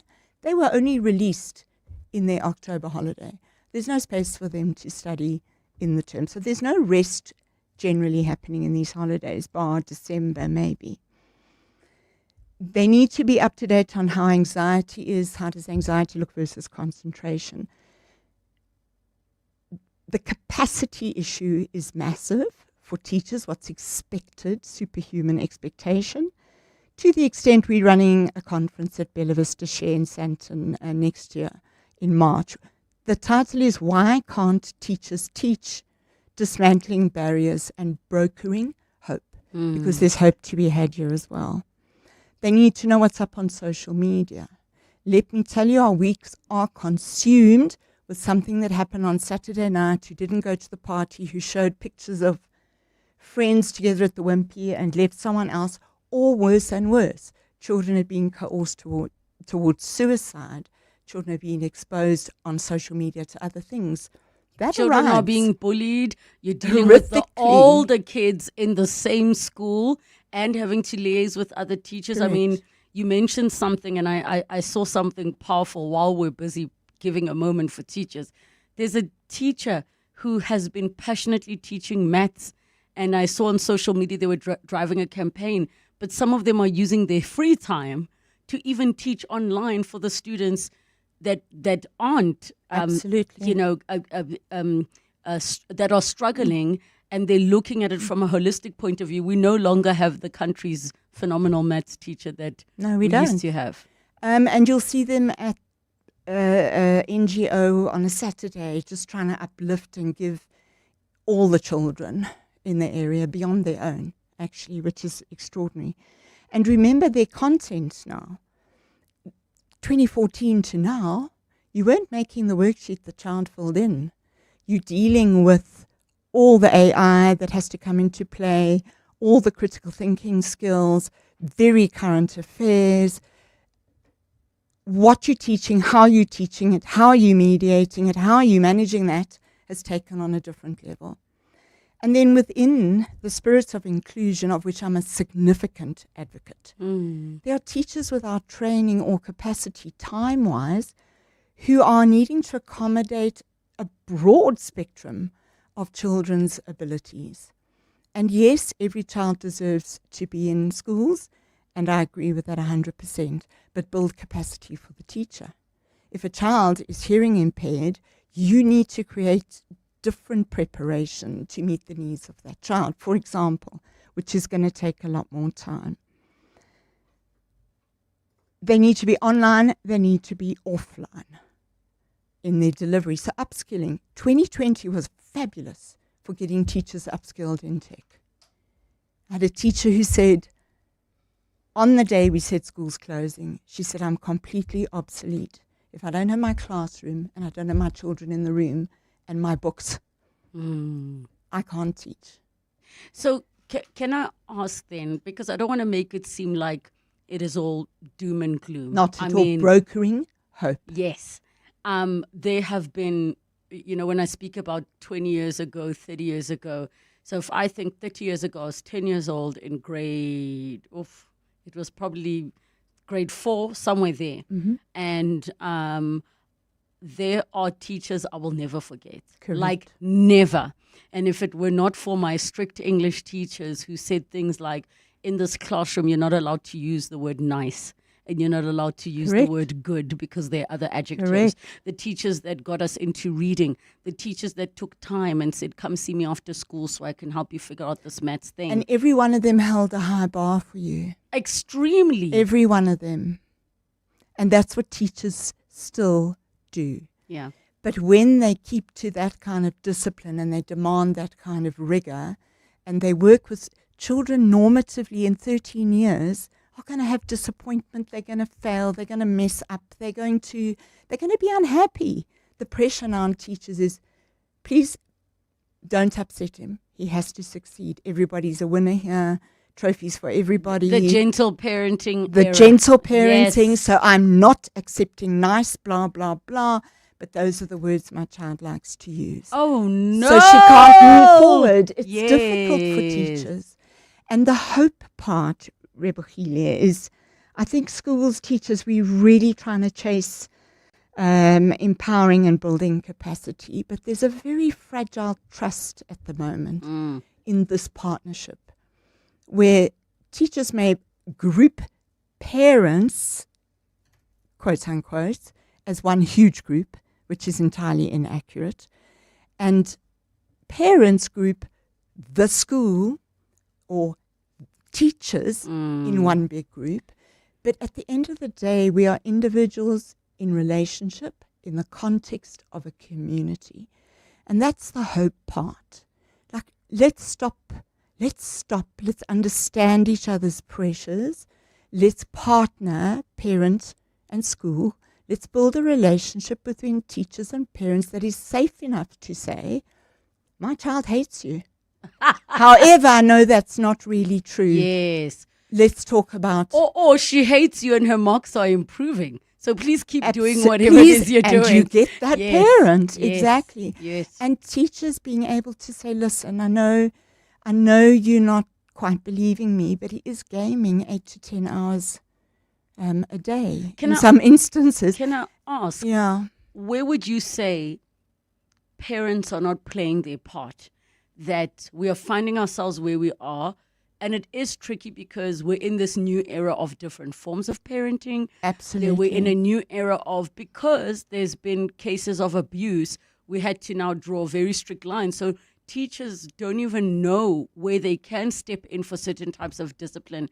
I've seen videos of teachers taking phones and breaking them. And at the same time, I'm like, I can't even believe that phones are allowed in classrooms where there's schools where, so where would you say teachers, parents rather, could be doing better to really not just help the ecosystem of raising this child, but also help with the teaching, especially because parents are busier now. Very. They aren't sitting. If you're lucky, you have an au pair who is fully dedicated, but it's still not you, the parent. What can parents be doing more of? First, you sign a code of conduct at the school, right? With the school rules for children and how it's going to work, or the policies, how the day runs, the subjects. You do sign and agree that when you come into a school, uphold your commitment. Even if your child's messed up, uphold the commitment. Don't challenge the school on that boundary. Because together, these are children, together we'll work it out for the right end, okay? The second is be involved enough that you know who your teacher is, that if they call on you to do some additional work or practice more with maths, and if you need to outsource that, you need to outsource it. Trust that they're going to give you feedback and ask you to take actions because they really, really felt they needed to approach you. No teacher wakes up and goes, now, I wonder which child I need to catch out today or which parents I need to bash with some kind of suspicion. They're boldly saying, let's partner, there's something up here, like a grandmother might with their grandchildren, and work together. Could be conflictual, but conflict is different from polarized. So we have to get back on that page. Show up, if you can, when there's a sports fixture. Just one or two things. It's difficult when you're working. I personally had to sign up. I'm a school principal. I personally had to sign up. My bit for the PA of my children's school was that I was at the beer tent at the rugby festival checking IDs. Yes. I could do that after hours over that rugby weekend. I can't make pancakes for Shrove Tuesday. You know what, I love what you just said. And I think maybe this is where the opportunity is. Sometimes, I mean, I'm a very busy parent, and sometimes you'll know, like, if they're asking, can anyone volunteer to bake for that, like, I can buy, I can't bake, but something that it's like the fact that you can go and see what opportunities are there for you to support, and it and isn't have always the conversation. Yes, You know, I think that initial, for teachers, I'd really encourage, doesn't matter how many in your class, before you start the school year, call home. Hi, this is who I am. I've got your child in my class this year. Just set up relationship, not big discussions. And if you can't make parent-teacher evenings, make an appointment. If they can, if they can fit it in. And I think schools have some shift to do in any kind of assumption. Both parents, one of them will be available in a school day. School closed early. Actually, that can throw a mother completely who's trying to juggle a working life. But if at the very beginning of the year, just greet, set up a line of communication should you need it. And give the parents an opportunity to say, listen, this is how our home is structured. My world, my hours look like this. I can help with X, Y, and Z. But please, we had one mother who said, please, I'm not going to be available to sew costumes for the concert, but I can help you with and put forward. They can do contracts because they're a commercial lawyer or so. But get to know that relationship. So when there might be problems that parents want to raise or teachers want to raise, we're already doing it in the context of the relationship. I want to read these WhatsApp before we have to go to the news. I'm an educator. I'm exhausted physically and emotionally. We're expected to teach, mother, counsel, administrators and nurses all at the same time. We are walking time bombs, literally. Do not get me started on teacher-learner ratio. I can't wait to go on pension. Another one says, I'm a teacher and I've been in the profession for 7 years now. When I first started, I absolutely loved my job. I had a manageable class of 26 learners, children who are well-mannered, eager to learn, and not yet overly exposed to the internet or social media. But over the years, I've seen a worrying shift. There's been a rise in behavioral patterns, a loss of discipline, and an alarming decrease in learners' ability to focus. I now have 37 learners in my class, and it's becoming almost impossible to manage. I spend more time trying to get children to sit down and listen and complete their work than actually teaching. It's frustrating, deeply disheartening. On top of that, the workload on educators has become overwhelming. The admin, the endless paperwork, the after-hours workshops, it's exhausting. By the time we get home, we are mentally and emotionally drained. Many of us sit in silence at supper time, staring at the walls, overstimulated and unable to even engage with our own families. Teaching used to be my passion. It still is deep down, but it's becoming harder to keep that spark alive under all this pressure. Something needs to change, not just for us as teachers, but for the future of the children we are trying hard to help. 100% captured. 100% captured. Interesting on the question of you can't get them to sit down, the gaming online. The brutal truth we need to face, and the literature is coming through quite strongly now, that screen time used to be a problem. Then it's the smartphone and the dopamine, the doom scrolling that children are doing. Children's brains, in the last 11 years, and the longitudinals are coming, the brain mass is diminishing. They are so hooked on dopamine, if you're not feeding them a positive hit all the time, and it's very novel and very entertaining, they actually can't bring the focus. So teachers are saying, please sit down. Yeah. But actually they can't. They haven't got a self-regulatory mechanism. They're coming in traumatized by what they've seen, overstimulated. Their brains are functioning differently. I'm going to ask you, Alison, because I think there's so much more to unpack in this conversation, to please come back, because we do need to go to the news and we've run out of time. But my producer and you will have a conversation. And I think now the question is, what do we do and how do we do it?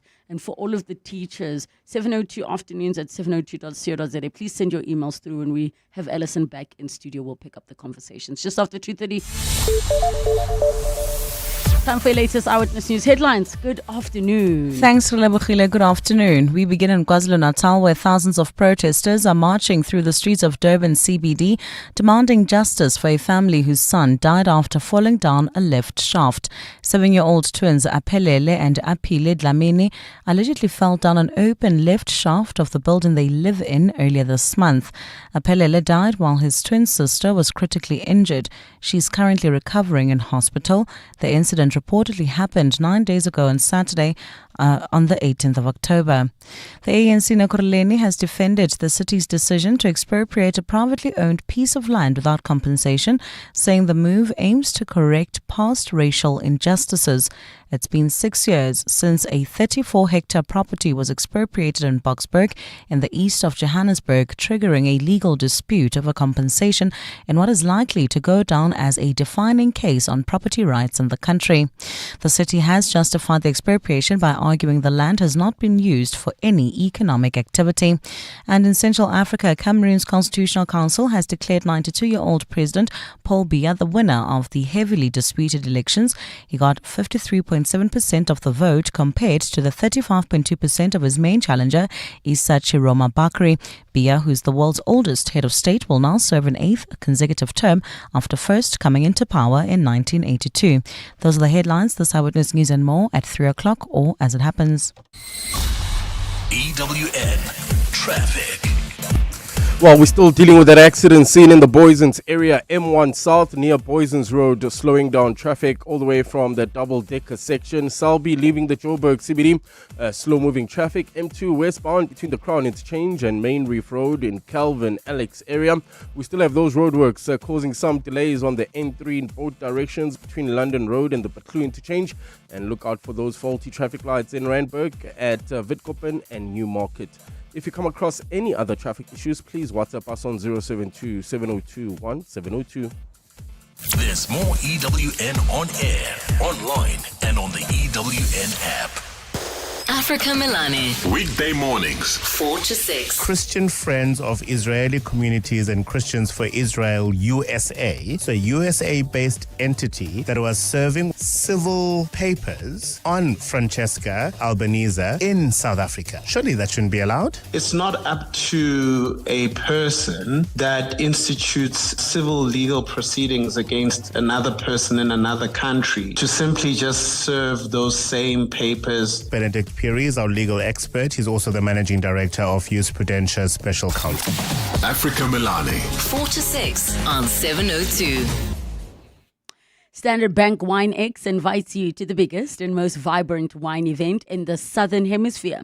3 nights of wine tasting as the best of the Cape comes to Jozi. Map your own route and let wine enrich the journey. Get your tickets at Web Tickets and enjoy up to 30% off as a Standard Bank client. Live a wealthier life with Standard Bank Private and Wine X. Sandton Convention Centre from the 29th to the 31st of October from 5 to 9 p.m. Enjoy responsibly. No under 18s. Visit winex.co.za. This is Cindy on a 4-hour road trip with the girls. Did you know in the 1970s this landmark... And this is Cindy when she shares her 200 gig for 299 Rand on her MiFi router. Guys, Dodo, you're the DJ. Extra your summer with a 200 gig SIM-only data deal for only 299 Rand per month and stream anywhere with 2 months free YouTube Premium plus 5 gigs free YouTube data. Sign up or upgrade online and in-store. T's and C's apply. Further together with Vodacom. PG Glass Repair, PG Glass Replace. Hi, I'm Komoto, PG Glass Technician and winner of Belron's 2024 Best Repair Technician. If clarity is clear to see, that's what we're all about. Keeping your windscreen clear from chips and cracks. And if we must replace, we fit only the best windscreens. Shutterproof, that's PRUFE. Get to PG Glass today for quality, reliability and peace of mind. Call 0860 030303 today. This week, 702 is in conversation with Auto and General. We'll be talking about Auto and General's events liability insurance. It's the insurance for event managers, organizers, and exhibitors, protecting them if something goes wrong. Whether you're organizing a once-off celebration or a series of events, this is a conversation you don't want to miss.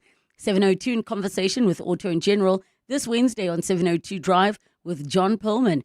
Auto and General is a licensed non-life insurer and FSP. T's and C's online. Coming up on 702 Drive with John Perlman. 702 Drive is coming up from 3 to 6 p.m. with John Perlman. Happy Monday, John. How are you doing?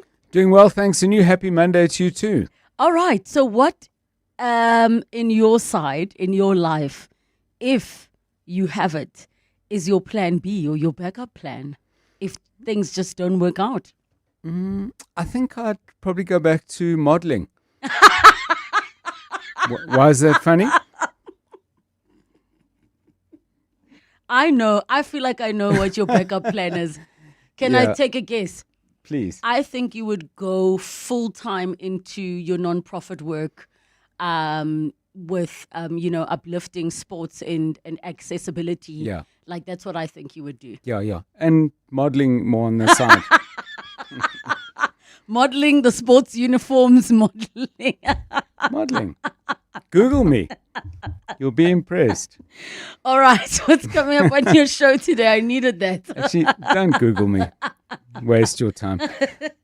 So good afternoon, everybody. So the Madlanga Commission is, obviously what we're expecting, and it's turned out that way, is for the immense damage that's been done to the criminal justice system by corruption in the police force and the perversion of justice. But what's been really startling today with ballistics expert Brigadier Mkabela is what he's revealed about how this crucial service for solving crimes, i.e. ballistic testing of firearms, for example, has been absolutely run into the ground. There are more than 100,000 tests that are still incomplete in a country with gun violence on this scale. It's really quite shocking, and we're going to look at that in more detail after 4 o'clock. Interesting court case coming up in which some people involved in the red meat industry, they are taking various actors to court over failure to deal properly with foot and mouth. And people will have a lot of interest in this because red meat prices are high. And this is the time of year where people are having end-of-year celebrations, thinking of the festive season, and prices are not our friend at all in this particular moment. So we're going to be looking a little bit more closely at that. Lots of other things coming up. The B20 is part of the G20, which is coming our way in November. The business people are gathering under the B20 banner, and we'll take a look at the latest things they've been doing. That's coming up at about 10 minutes to 4. And then we're going to ask people for their stories about being set up on dates. How did that go? Did it work? Maybe you were the matchmaker and you may have got feedback on your matchmaking skills that was less than flattering, but we'll talk about that at some point in the show. I got set up on a date. And? So, I was in Atlanta visiting my aunt. Okay. Probably like 2017, around there. And I went in for a massage. Now, just for context, my aunt is not a typical aunt. She's very out there. Mm-hmm. So I go in for my massage and I come out and she's like, I've met a nice gentleman for you and this man is standing there. So now I'm horrified. Yes.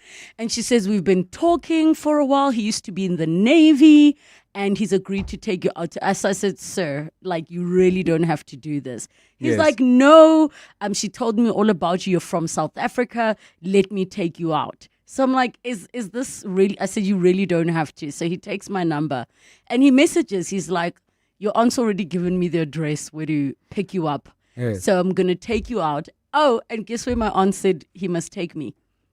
Magic City, which is a world famous strip club. Okay. In Atlanta. So we go, we have an amazing night. Like, it was just fun time. Had vegan dinner at 1 a.m. And we stayed in touch for long after that. I mean, nothing came of it. We were like friendly and friends, but Yeah. I believe in matchmaking. You might find a friend and have a very weird, interesting experience in Atlanta that most people might not believe your aunt set up. If I'm in town, I will have your aunt on speed dial. Not right now, but yes. who knows? Plan B.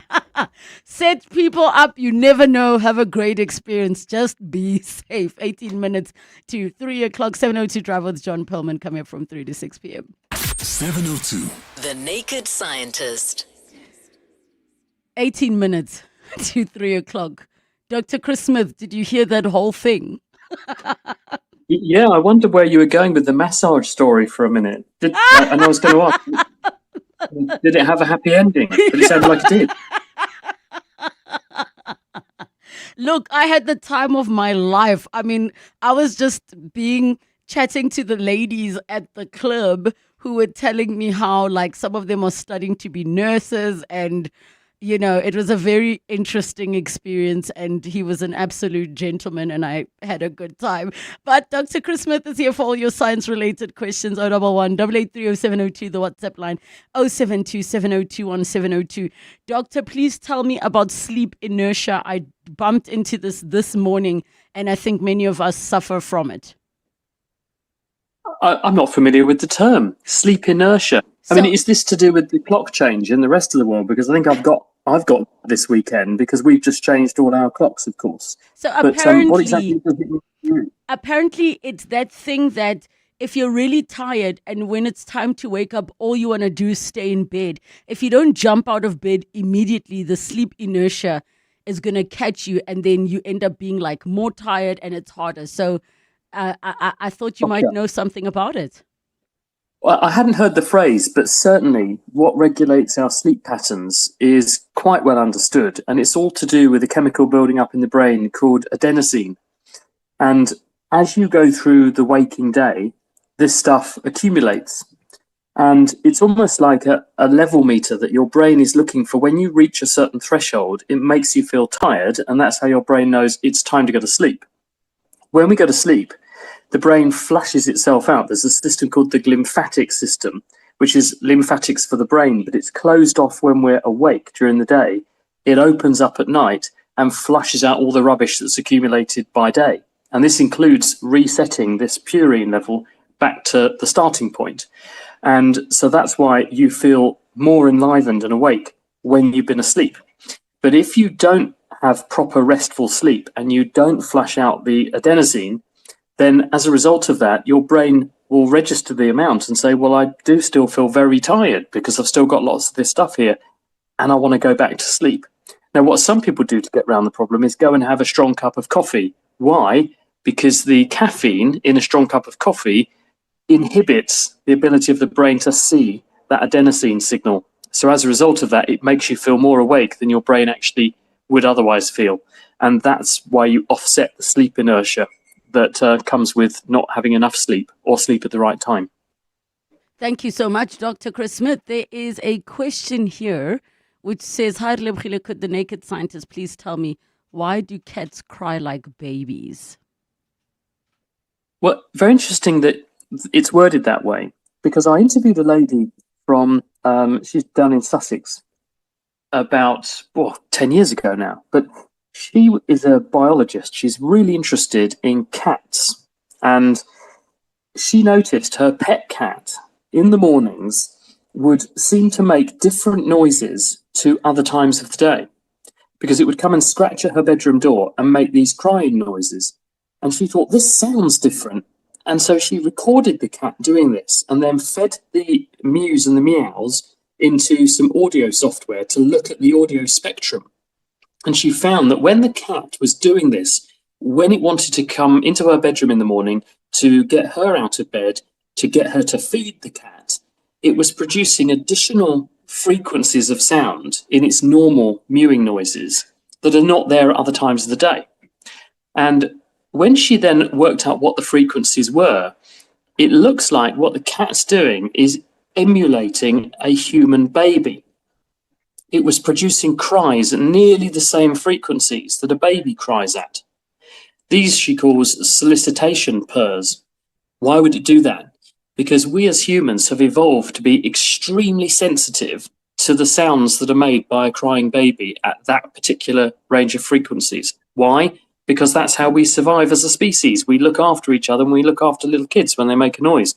Animals and certain pets have tuned into this and they exploit it. So they fool us into thinking we're hearing a crying baby, which our attention cannot ignore.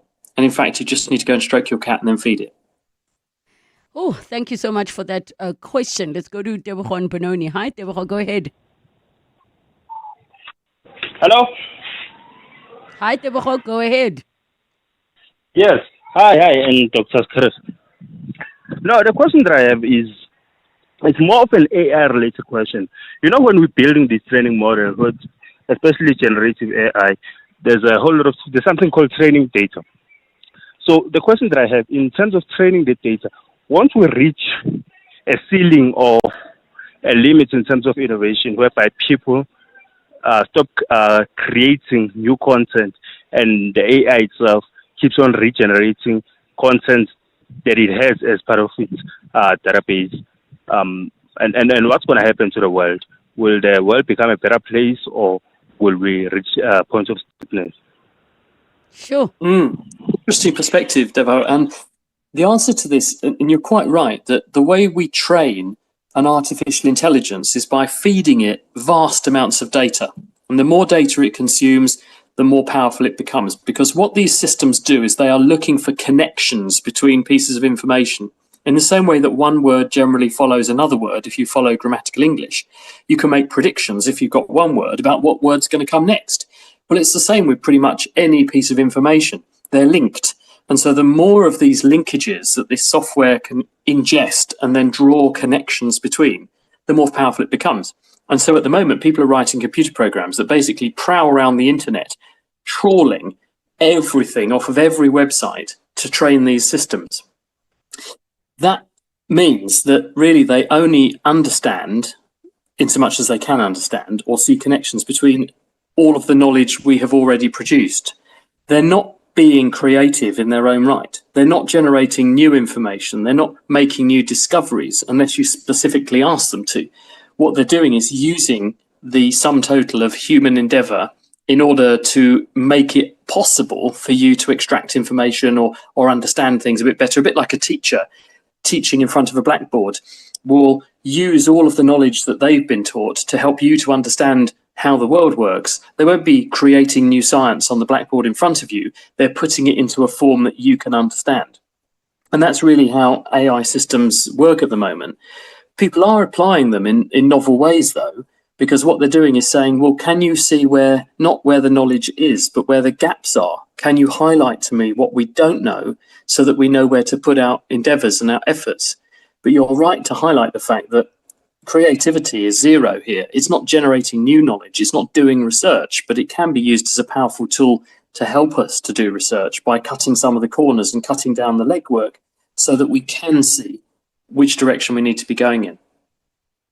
Thank you so much, Tebogo, for that question. We take a break. When we come back, we continue with all of your questions. 702. Serving the 702 family in 702 land, including those of you in Boksburg. Named after South African Republic State Secretary Edward Bork, gold was discovered in Boksburg in 1887. It became one of the most important gold-producing towns on the Witwatersrand, as well as a diversified industrial center. Notable residents of Boksburg have included former Springbok rugby player Brian Habana, former WBA World Heavyweight Boxing Champion Gerrit Coetzee, and SACP and ANC leader Chris Hani. 702. Let's walk the talk across 702 land, including Boksburg.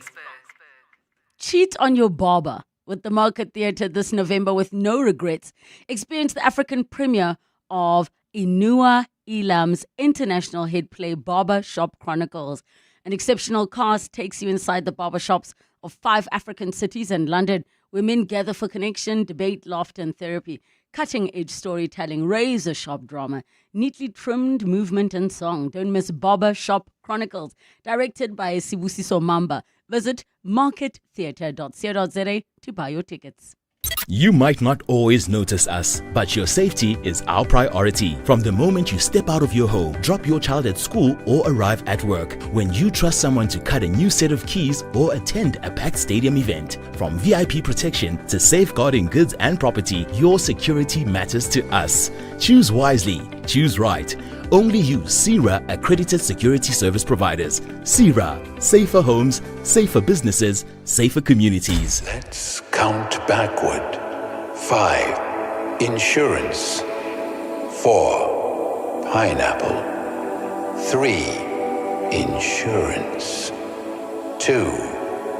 Pineapple.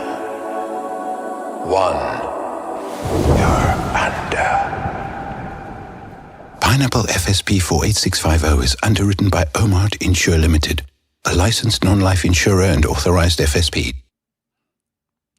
Looking for real ways to live greener? Then don't miss Green Tip of the Week, your weekly dose of sustainable inspiration from eco-entrepreneurs to climate champions. We sit down with the people making real change. Catch Green Tip of the Week every Tuesday on Afternoon Drive with John Perlman from 3 to 6 p.m. only on 702. Proudly brought to you by Volvo. It's safe to be brave with Volvo. 702. The Naked Scientist. 7 minutes to 3 o'clock, and we continue with The Naked Scientist. Dr. Chris Smith is taking all of your science-related questions. 011-883-0702 and the WhatsApp line 072-702-1702. We go to Bongi in Centurion. Hi, Bongi. Hi, Glebs, how are you? Good. Go ahead. I'm good. Listen, I was involved in a car accident and I had a club right foot for several years. Now I got a son that also walked like that, but it disappeared. Now in my 50s, when I walk, both my knees are touching when I walk, like they're kissing each other. Now my granddaughter walks like that as well. She's 14, but she was not born like that. How come? Why does it happen? Because it's not supposed to be hereditary. It's not genetic. It came out of the accident most. Okay. Doctor?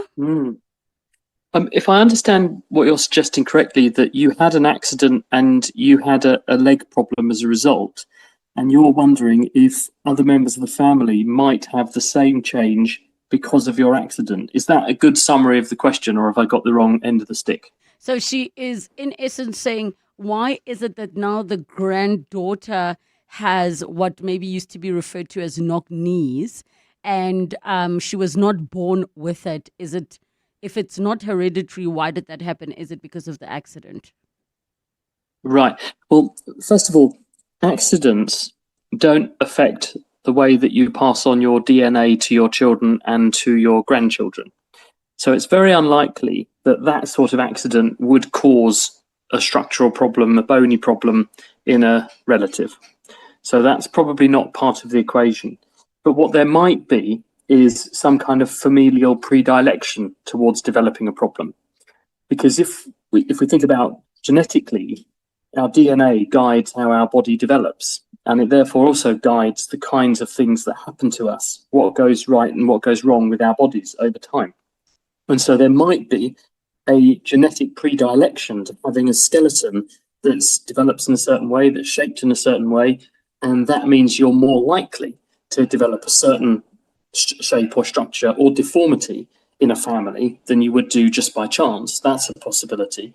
But there's also the chance that this is just an acquired trait. And because people live in the same sort of environment, they eat the same food, they have the same kind of upbringing, if they are related, they're more likely than by chance to have a lot of those features in common. And it could be that what's made that happen in one person makes it happen in another person. And it's not genetic, it's the environment. And we call that phenocopy. So it could be an environmental thing. It could be just down to chance and that there's some kind of structural thing going on. If it's not causing her any problems, and remember, little kids do have a bit knock-kneed. They do look a bit weird on their feet when they're really little toddlers. That's why we call them toddlers. But once you get older, that should go away. So if this looks like it's developing and it's getting worse, you should definitely get that looked into. But without actually seeing the case, it would be very hard for me to say exactly what's going on. Thank you so much for that call and that question. I'm going to quickly try and find one that is quick for you to answer. They are saying, I bought apricot kernels. I believe they're good for cancer prevention. It says on the packet not to consume more than 5 a day. I like the taste and I'm tempting to eat more. What would happen if I do eat more than 5? Well, there's a lot of sugar in fruit, and there's also a lot of soluble fiber in fruit. And so what might happen is that you get too much sugar, and that isn't great for your teeth and it's not great for your weight. But also the amount of soluble fiber can make people a bit windy, and it can cause people to bind more water into their intestines. So as a result of that, things can become a bit runnier as well. So if you do get uncontrolled bowel movements, that might be because of a very large amount of fruit and vegetables in your diet, which is not normal for you. So those are just things to be aware of. Dr. Chris Smith, thank you so much. Back together again on Monday. See you next time. You are not dreaming. You are repeating. Insurance, pineapple. Insurance, pineapple. Insurance, pineapple. Insurance, pineapple. Pineapple FSP 48650 is underwritten by Omart Insure Limited, a licensed non-life insurer and authorized FSP. To walk the talk is to turn words into meaningful actions. And it's what we at 702 are committed to doing every day. We are also committed to following the rules set out by the Broadcasting Complaints Commission's Code of Conduct. To give you balanced programming, fair comments, and accurate news. But if we stumble along the way and you feel we are not living up to the code, let us know on comment@702.co.za. And if after that you're still not happy, you can direct your complaint in writing to the Broadcasting Complaints Commission. Email bccsa@nabsa.co.za. For more, visit bccsa.co.za. When you've looked cancer in the eye, you see the world differently. This Wednesday, on the afternoon drive with John Perlman, we'll hear how breast cancer survivor and head of outreach at Holy Rosary School, Yvette Bibbis, is turning her journey into purpose, helping to raise awareness about the importance of sight and access to reading glasses for those who need them most. It's a powerful story shared in partnership with the Dis-Chem Foundation, because caring for the community starts with seeing its needs clearly. Remember, Every swipe of your Dis-Chem Better Rewards card supports this and other amazing initiatives across the country. The Dis-Chem Foundation, caring for the community. Every swipe counts on 702. Relebogile is on X at Relebogile M. Thank you so much for joining us on 702 Afternoons. PrimeMediaPlus.com or download the app Prime Media Plus so you can catch up on different conversations. And of course, stand by for John Pullman hosting 702 Drive coming up shortly. It's 3 o'clock. This is EWN. Durban CBD rocked by protests over elevated death of a toddler, and the ANC Nkuruleni defends the expropriation of privately owned land.